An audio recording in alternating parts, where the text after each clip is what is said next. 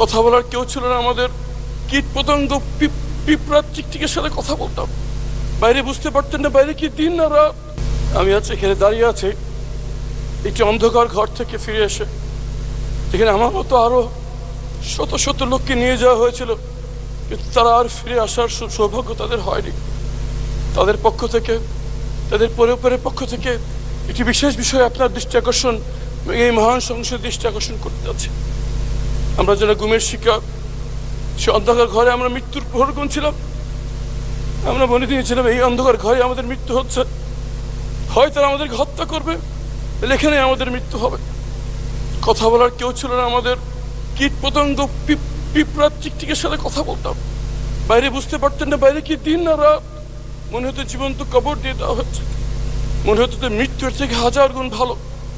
মনে করতাম যে আজকে রাতে হয়তো হত্যা করা হবে। এভাবে মৃত্যুর প্রহর যখন গুনছিলাম, একদিন রাতে ট্রেনে হিসছে যখন আমাকে সেখান থেকে বের করছে, আমি ধরে নিয়েছি এখন আমাকে হত্যা করা হচ্ছে। আমি সূরা ইয়াসিন পড়া শুরু করলাম যদি মৃত্যুটা সহজ হয়, কিন্তু পরে জানতে পারলাম কিছু বাচ্চা ছেলে মেয়ে জীবন দিয়ে, চোখ হারিয়ে, পা হারিয়ে ফ্যাসিবাদ কি বিতাড়িত করে আমাদেরকে আবার দুনিয়ার আলো দেখার সুযোগ করে দিয়েছে। মানে এই সংসদকে যদি বলতে হয় তাহলে বলতে হবে মজলুমদের মিলন মেলা।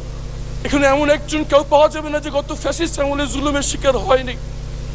আমি গুমের ভুক্তভোগী যারা ফিরে আসছে তাদের পক্ষ থেকে, গুমের ভুক্তভোগী পরিবারদের পক্ষ থেকে একটি বিষয়ের দৃষ্টি আকর্ষণ করছি।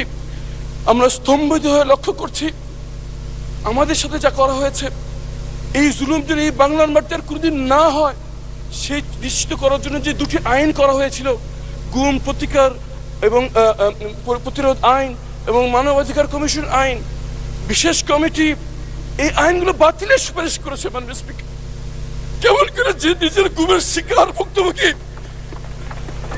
যে প্রধানমন্ত্রী নিজের টর্চারের শিকার, তারা কেমন করে এই আইন বাতিলের পরামর্শ দেয়? মাননীয় স্পিকার, আমরা জানতে চাই কাদের কাদের। ধন্যবাদ মাননীয় স্পিকার, শুধু একটি কথা বলে শেষ করছি। আমাদের ভুক্তভোগীদের পক্ষ থেকে আমাদের আবেদন, যদি সরকার কোনো পরিশোধিত করতে চায়, এই আইনটিকে আগে অনুমোদন দিয়ে আইনের রূপান্তরিত করুক, পরে সংশোধনী বিল এনে তাকে সংশোধনী করা হোক। যদি সেটা না করা হয়, 12 তারিখ এই আইনটি বাতিল হয়ে গেলে 13 তারিখ গুমের কোনো সংজ্ঞা থাকবে না। ধন্যবাদ। মাননীয় আইনমন্ত্রী।